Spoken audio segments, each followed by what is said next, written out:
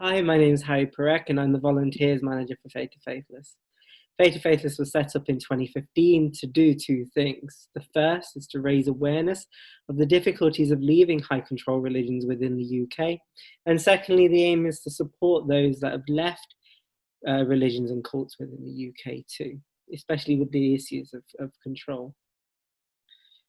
Faithless aims to raise awareness of the plights of apostates by doing a number of things. We've held public lectures, talks, panel discussions, events, presentations, social kind of outreach events with organisations. We regularly talk at universities and are invited, and we hold online conversations like this as well. Our team of volunteers aims to raise further awareness of apostates and the plight of apostates through things like apostate socials, where people gather together at a weekend for a couple of hours. We hold safeguarding training to kind of highlight to organisations and professionals of the plight of apostates as well. And thirdly, we hold peer support sessions across the UK to support as many people as we can. If you want any more if you would like further information, please don't hesitate to have a look at our website, www.faithless.com. Hello, thank you for joining us today. Today with us, we have the amazing Leo Igwe. Leo, would you like to introduce yourself?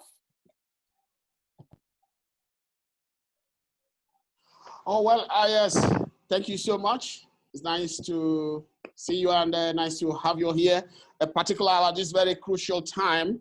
Yes, like you said, my name is Leo Igwe, and I am the chair of the Board of Trustees of the Humanist Association of Nigeria. And our president, Mubarak Bala, was just arrested last week. And here we are trying to know where he is, trying to know how he's doing, and trying to get the world rally support so that we can really get to the root of the matter. So it's a pleasure to talk to you. Thank you so much, and it's great to talk to you after so long. So let's go right into it. So why are the circumstances relating to Mubarak Bala so significant within the humanist community, within non-religious circles, and especially within Nigeria at the moment? Why is it significant? And those who understand a bit of Nigeria's history is that we have this kind of north and south divide, and we are in the north is dominantly Islam, and in the south is dominantly Christian. Yeah, so in the Christian part of more tolerance when it comes to religious practice and freedom of, we have more of freedom of religion in the south. Go into hiding, or you are in the closet, you don't actually come out openly to say what you believe in or where you stand.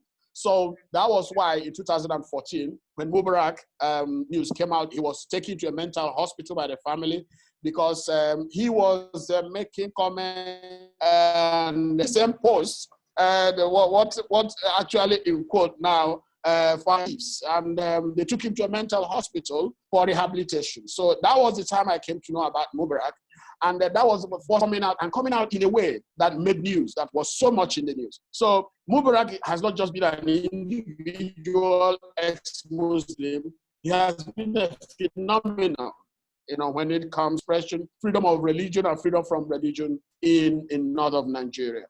So now, when after he left the hospital, he's been very active, mobilizing, and getting people in northern Nigeria to understand that there's a need for them.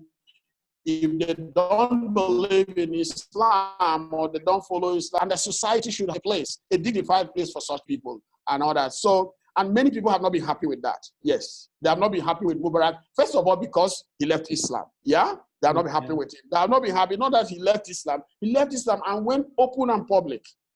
And again, he left Islam and was also criticizing some of the Islamic teachings and the Islamic traditions that applied in the north. So there are layers and layers of activities on the part of Mubarak that really annoyed or that make a lot of people in the north very, very angry with him. Really push their buttons. Yeah. So at the end of the day, that was why maybe I think that it got to a point, some of them said, hey, we can't take it any longer, because they have been sending him private messages, threatening him. I spoke with him 2 days before he was arrested, and he told me that he was a police officer threatened. Yeah, he was getting death threats, from so many people, and a police officer, a soldier, all threatened to kill him if they found him and all that. And you know what?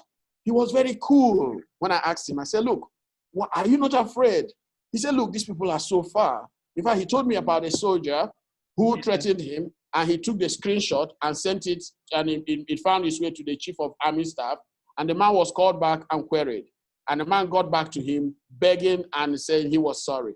So he had a way of containing this. And I also told him 2 days to his arrest, why can't we report to the police? He told me, Leo, don't. If you do so, it will escalate the matter. So that's the kind of person Mubarak is and all that. He understands the dangers, but he understands the importance of speaking out freely. And in fact, he told me about how many young Muslims were not taking the coronavirus seriously. That they were doing the ablution, they washed their hands, and they drink the water just to make people understand that there was nothing like coronavirus. And that there was this lockdown and people should not go for prayers. So he told me that what they do, they won't go for prayers during the day, that in the night, when people are sleeping, the soldiers are sleeping, people will, there was this kind of defiance, sometimes in ways that actually risk the health and lives of people in the region. And he's that kind of person that tries to speak out. He uses his words, his posts, Facebook posts, his comments on Twitter to address these issues. So that is why we are really surprised and shocked that the police will come after him. Instead of going after the fanatics who have been threatening, issuing death threats, instead of going after young Muslims who are playing what they call coronavirus tournament.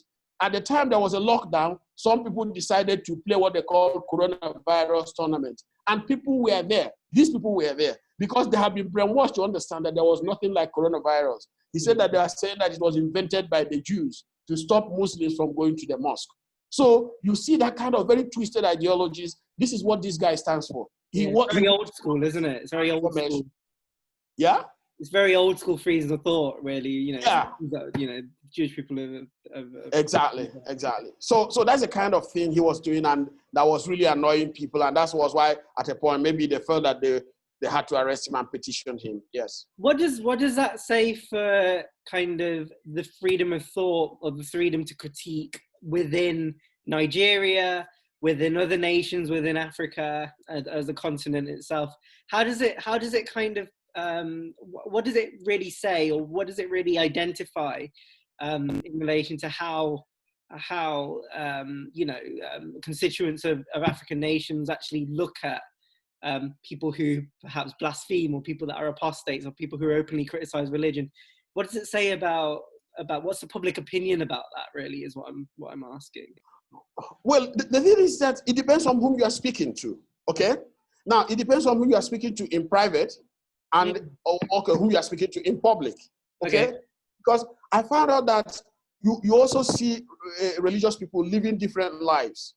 When I meet them personally, they will tell you, but I don't think what this guy is saying, we should have ignored him. He will say it privately, but he will not put it, the person who is saying this will not put it on his Facebook. No. He will not put it on the I Write an Opinion. He will not form a lobby group telling all the clerics we should ignore this. The person will keep quiet. And at the end of the day, the person will call himself a moderate, okay? And these are the Bob who will tell us they are moderate, because they say one thing in private and they keep quiet in public, okay? Keep quiet and allowing the fanatics and the extremists to speak for them, because these people are very loud, they're very confrontational, very aggressive, and very much out there, either people who identify themselves as to become the drivers and determinants of what we regard as public Islam. But that's the concern, isn't it? That when good people do, bad things happen when good people do nothing, right? I think that's the saying, or something that goes along those ways. And it seems to be a little bit like that. Exactly. So like now, Yeah, go ahead. Yeah, Maybe it's a bit slow. it's Yeah. okay, and it seems to be a little bit like that, where in private or in little, in kind of mini conversations, people, Yeah. When we talk to people about issues such as this, you take this case, you look at Sanala Demarku, in India, and you look at yourself, even when it comes to arguing against witches and kind of holding them to task and stuff like that. When you talk to people privately, there's always a consensus that actually, that makes sense, or that's fair, or that's, humanity, or that's being a person, and the thing. It's the concern of when it goes that step further into the public arena, where those conversations therefore don't happen with the people that just think, or the people that we're meeting every now and again. It's happening with the people that are very staunch in their view and very fixed in their view that this is right and this is and that's it. What do you think that this kind of exactly? Do you think that this kind of taps into kind of this? Is blasphemy and apostasy seen as a really difficult issue within? We can argue here in the UK that being Black, Asian, minority ethnic, and being an apostate is seen as something that's quite different, tricky, and slapped with nuance. Is it something that's really difficult within Nigeria based on that, or does the Constitution allow for that level of thought to not have to happen in itself, or not? Yeah, you see, the fact there is that when you are talking about Nigeria, like I said, we don't have Nigeria as an entity, with gold penal constitutional system. If we have it, it's just on paper. In reality, it depends on where you are. Like now in Kano, the Islamic mob, they call the clerics are more powerful than the governors. They control the governors and they determine what happens. Now, let me give you an example. Wow. That was about 2015. There was a woman that said something, and they were in a market, and some Muslims wanted to do the ablution, and they wanted to do it in front of her shop. She just told them to move away from there and made a remark along that line. And they said, it was blasphemy and all that. And they murdered the woman there. They killed the woman right there in the market. Now, some people some suspected assailants were arrested and they were taken to court. Then at the point, the state came out and said they had no case to answer. So they dismissed the case. Nobody was punished. Nobody was punished up to today. That is Kano State for you. So now, in another case, this is a Muslim, but he said that the holy man, they have a holy man in Senegal or something, the holy man was greater than Muhammad. So they regarded that as blasphemy. So they took the man to Sharia court. So the mob, they went there and burnt down the Sharia court where because they wanted the man killed. They didn't want any kind of court proceeding because they felt that court proceedings might end up delaying the death or actually reducing the sentence. They burned down the Sharia court. They had to try the man secretly and sentence him to death. Okay? And when they sentenced him to death, the governor said, yeah, that was justice. It was justice. They were able to give justice, and all that in that situation. Now look at it. A woman was murdered for blasphemy. Those who murdered the woman were acquitted. They had no case to answer. Now, somebody who made a comment that, that their holy man is down the Sharia court where they wanted to try the man, they tried him secretly and sentenced him to death. So that is, you see, that if you say that is another Nigeria, that is what goes on there. It goes on in a form that I will tell you is not compatible with the Constitution. You see, even when I spoke with the commissioner of police, he was like telling me, this is Kano, this is Kano. In other words, there are things you can say out there you think applies. When you come here, it doesn't apply. So that is actually the challenge we're having. That's so dangerous because basically you've got, I mean, you only have to look at my research where you can see that apostates don't want to go to the police or any kind of legal enforcement within whichever nation in the world you want to take. basic fact that they don't think that the police are going to, one, understand, two, help them. Yes. And as Mubarak kind of highlighted, it would only blow it up further, and it wouldn't really work in anybody's in our benefit, or in benefit of humanity, or in legality positions. Here's a question for you.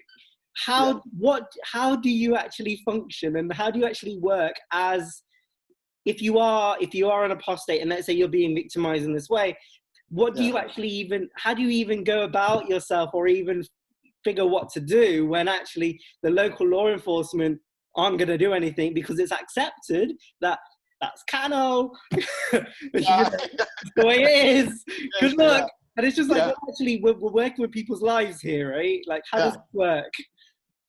Well, the thing is that you live always looking over your shoulder, okay? Yeah. And you live you sometimes censoring yourself, monitoring yourself, doing security assessment, even when you want to write.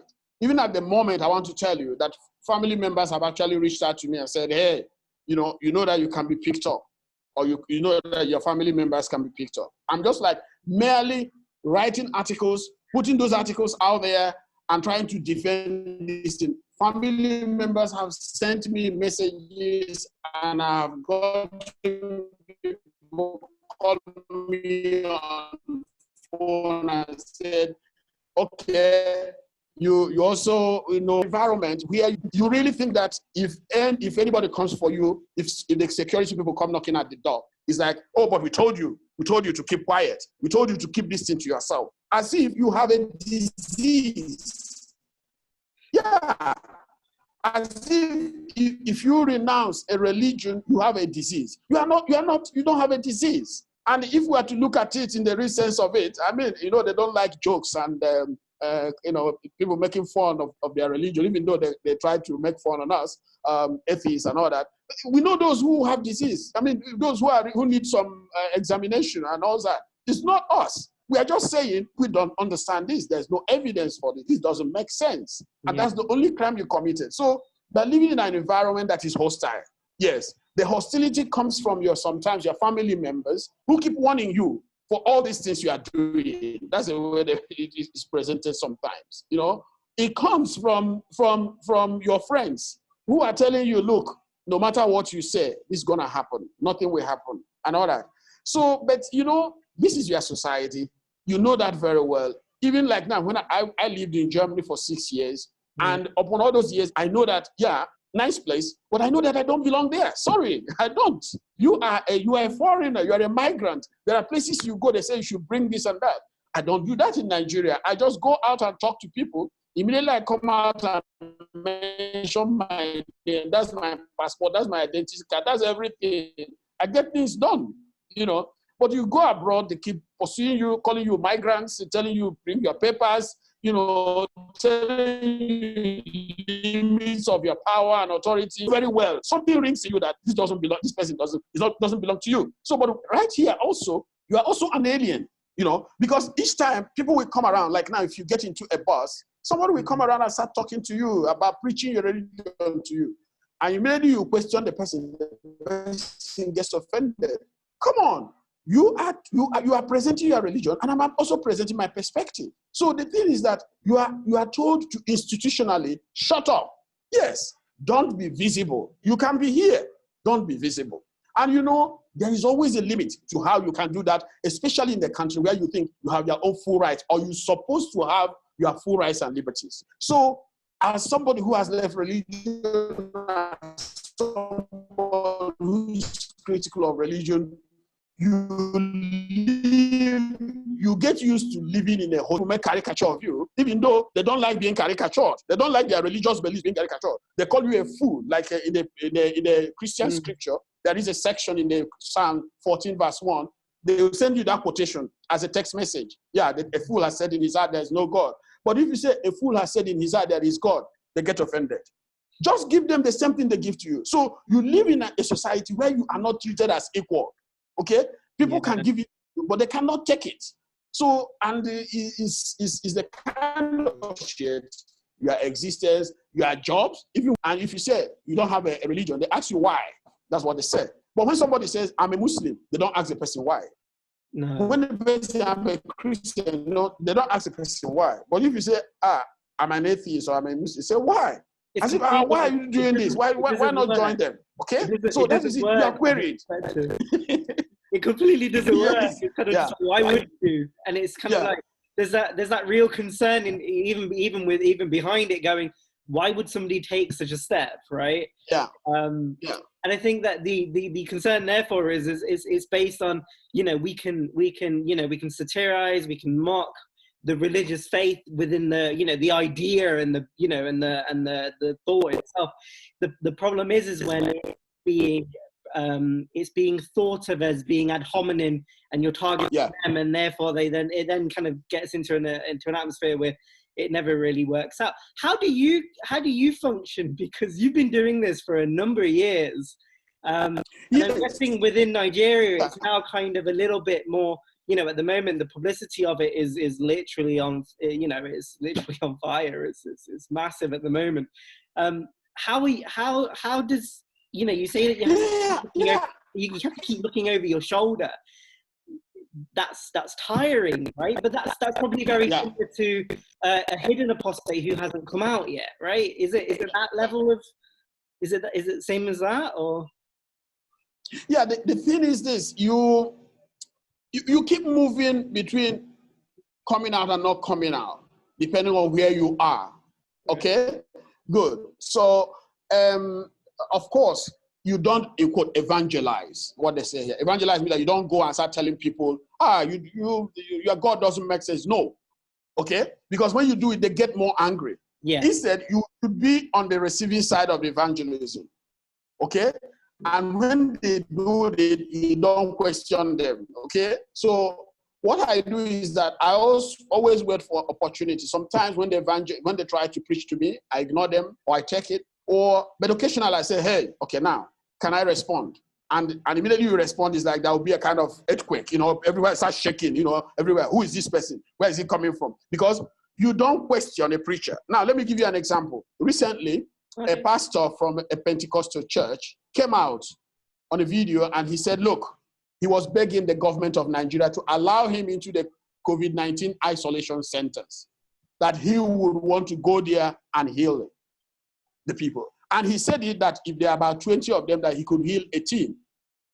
I mean, let me tell you, I was about to sleep. It was about 11 p.m. Immediately I had it, I couldn't sleep again. The sleep in my eye, they just went off. I said, look, I must reply this man. Okay? So I went on my desk. I did a blog, and I sent out the blog by 3 a.m. in the morning. Okay? So when I said this out, I went to sleep because that was the time I felt a bit relieved. Because I could not imagine in my wildest dream any pastor, anybody who could say, allow me into the COVID isolation centers to go and heal. For me, I thought he was out of his mind. So I just told the authorities to be mindful of him and they should take hold of him and caution him and all that. Now, instead of him keeping quiet, he got back to me and he replied me and on Twitter. And a friend of mine, before I walked, because they tweeted, those who published the article sent him a copy of it, so he saw it, and he now got back to me and said, that I didn't believe in God, that God was bigger than the virus, coronavirus. So I said, okay, is that what you're saying? Okay, now I challenge him to come and heal a COVID-19 patient at $1,000 per patient. I mean, that's a fair amount for us in this part of the world. One patient for $1,000, that's $10,000 for 10 patients. And imagine if we take him to New York or to the United States, how rich he's going to be, or even to the UK. I mean, UK has a lot of infections. Good. How rich he's going to be and all that. So I challenged him. So he told me that, that I was a poor person and that he could give me that money back. But you know what I'm trying to arrive at? People were calling me, why are you challenging this apostle? I said, why won't I challenge him? He was talking nonsense, misleading people. So instead of people saying, okay, this man, okay, you're a fool, or you what you said is not right, it's not healthy, it's not sound at this time, people were actually telling me, why did you challenge him? Why don't you challenge people when they make careless and reckless statements at no the one's time the world is battling a pandemic? Because we're not taught to. Yes, we're not taught to challenge the people that say these kinds of things. It's a little bit like the Randall TV shows that Randall used to do in getting rid of kind of disbelief and myth in, people who thought they had psychotic powers and they thought that they could move paper with their breath or something like that. Exactly. Okay. And he was able to show that, here's a £250,000 or whatever, dollars, whatever it was. Exactly. Yes. It was along that line. It's the same argument, isn't it? Yes, it's the same argument. Yeah. And the thing was trending on Twitter for a very long time. Sorry, trending on the social media for a very long time. But people were just calling me and said, why did you challenge him? He's a rich man. I said, and so what? The concern is what they're saying. The concern is, why are you bothering to challenge? Yes. Why didn't you keep quiet? Someone needs to. Someone needs to. Yes. Yeah. So that's the kind of way we are living. So you live in an environment where people are hostile to you, but you just try to develop thick skin. Okay? Yeah, you try to develop thick skin. Like now, I told everybody that I'm very convinced that I'm happy I challenged that evangelist, and I'm ready to challenge all of them, whether they're Islamic or Christian or traditionalist, because they have duped, they have extorted and exploited many people over the years. They have built mansion and estates through money they got from people, vulnerable people, because they were hostage managing and pretending to be doing faith healing, and people are bringing money to them and all that. Enough of that. We can use that to build credible hospitals and research centers, so that when we have a pandemic or epidemic like this, there could be meaningful research going on. And now all the faith centers are shut down. They all shut down. The churches are empty.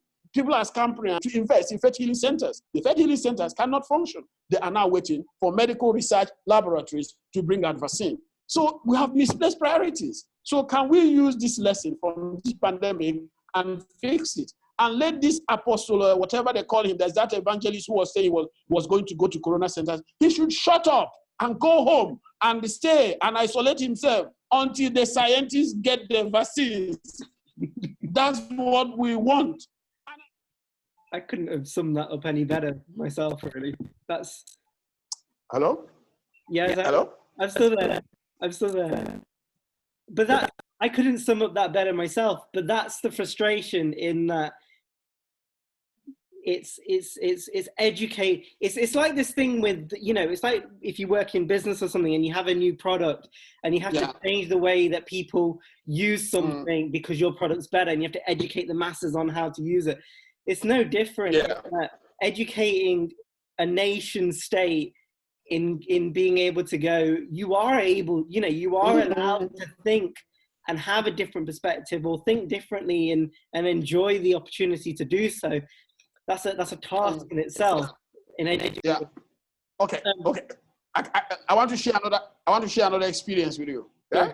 I know we don't have a lot. I know we have gone too far. That's okay. Beyond our time, but let me share this experience with you. Now, another thing is that you live in a society where sometimes people who are, let me describe them, are somehow less, not very intelligent, but who are in position of power, try to make a caricature of you just because you say you don't believe, okay, even if you have a strong argument. Now, I sent a message to the Commissioner of Police in Kano concerning Mubarak, because somebody drew my attention to the fact that Facebook is a company based in California, and that if anybody committed a crime on Facebook, that the person should not be tried in Nigeria. Okay? Oh, okay. So it was, for me, it was a kind of a point, okay? So I now copied it and sent it to the Commissioner of Police in Kano, okay? Now he replied by 12 a.m. the following day, that's people should be sleeping data he used to access Facebook, okay? So, and you know what he did after that? Now he did PhD, because, you know, I have a doctorate, you know, yeah, because they have done some background checks on me. So he did PhD, he wrote PhD, question mark, 4 times. Then he wrote critical thinking and reasoning, question mark, 4 times. Okay? What is he was trying to get across to me? A kind of to ridicule my qualification and all that. Mm-hmm. Now, this is a guy, as a Muslim, he cannot stand the slightest ridicule. Let me tell you, if I give him a little chunk, just a little bit, few lines, they will go haywire and they will start burning mosques and start killing people. Now, you want to make caricature of me when you cannot withstand it, okay? So that is a problem. So, you know what happened? I had to really hold myself because I wanted to tell him, I said, look, if you have critical thinking, you cannot be talking about blasphemy. If you have even just an iota of critical thinking. So you live in a society where people who are actually not very intelligent will be, you know, trying to ride and govern or drive you. Meanwhile, you are more thoughtful or something. This is something you can handle better than they do. So, but sometimes you are compelled, you know, to hold yourself back in order not to annoy them or provoke them, you know, and all that. Because I can't imagine somebody who believes that there is an imaginary heaven somewhere he's going to inherit where he dies, making caricature of my position on critical thinking. It's because he doesn't understand it, and they have made him to understand that he doesn't need it, and that is why he's arresting Mubarak, and he's trying to prosecute him for posting a comment on Facebook, without knowing that Facebook is a company that is based outside Nigeria. So what am I trying to say? You get into people always who try even to ridicule your atheism or ridicule your critical thinking positions. It's like thinking that if you wrote a book or you wrote an art, it's like I wrote my article and it's, you know, the publication is based in America. The people that then posted that is then based in India. Yeah. Like, well, actually, you know, it's cross nations before it's even been published. Exactly. You know, exactly. It's like if I wrote a book today and that was published by the Oxford University Press and that was sent over to New York, then it's kind of like, actually, how many places has this been written and has that been done? Exactly. To wrap, to kind of conclude and come to a point, in relation to Mubarak Bala and in relation to the issues at the moment, there's a lot of people out there that are basically saying, what can we do? What can we do? And how can we help? And how do we get the message out there? So what would you say to all of the people at the moment that are trying to want to do something? Well, I want them to understand that the arrest of Mubarak Bala is not just an individual thing. Is something that shows the kind of challenge we are facing in this part of the world. Precisely. And it carries with it the challenges that apostates are facing in Islam-dominated communities. It carries with it the risk and dangers that they face, even when they are in custody of state officials. So it is important that they understand that the arrest of Mubarak is going to help us put into perspective the challenges facing people who renounce Islam, free thinkers who live in Muslim communities. Yeah. And I understand quite well the so-called Islamophobia, the terminologies like that. Even in the petition, the person described what Mubarak was doing as racist and xenophobic. So we have these charged terms that people use all the time to silence and try to neutralize or eliminate people who are critical of Islam or critical of Islamic teachings. Islam, like every other religion, has to be subjected to critical evaluation, risk or no risk. And whatever we can do to let's do it, whether in terms of research, whether in terms of activism, whether in terms of supporting, let's say, apostates, developing some special fund for them, coming up with local, international, regional mechanisms to make sure that these individuals, these courageous individuals, are not just neutralized by the forces, the vicious forces of Islamism and the political Islam. So whatever we can do to empower them, because I don't think that wherever Mubarak stays here now, wherever he is now, I'm sure he will be wondering, I hope they're doing something on my behalf. I hope they are mobilizing. I hope they are doing whatever they can to get me out. Yes, and I know that he will be very much encouraged. So I urge everyone out there, whatever you can do a Facebook post. Remember that it was the crime, in quote, the crime in quote Mubarak committed. Just a Facebook post. Do a Facebook post on his behalf. Put something on Twitter. Put something on Instagram. Put up a website. Do a talk and all that. And just do something on his behalf. And I know that this has a way of sending a very strong message to those who think that they have silenced him, they have shut him out, and we may not be able to see or hear from him again, to understand that to weaken their hand, to loosen the grip they have on him, and eventually release him for us so that we will continue to work and build and try to realize a society where people can freely believe and disbelieve, where people can freely embrace Islam and renounce Islam without being persecuted. That is the world. That is the world that Mubarak wants to achieve. That's the kind of Nigeria he wants to realize. And I think that Nigeria is compatible with the yearnings and aspirations of any progressive-minded person, whether you are Muslim or not. And you know what? With that, I want to thank you so much for taking time out to talk to me today. It's really appreciated. Thank you so much, Leo. I really do appreciate it. But if you wanted to get more involved, if you wanted to kind of learn more about our work, then please don't hesitate to have a look at, you can search for Faith the Faithless on social media sites such as Facebook, Twitter, and Instagram. And you can also visit our website as well. If you would like to donate to the organization, please see the donation link below, and we thank you very much. Once again, thank you very much for listening. I hope this conversation starts more conversations across the country and more, and I'm sure we'll deliver with more coming soon.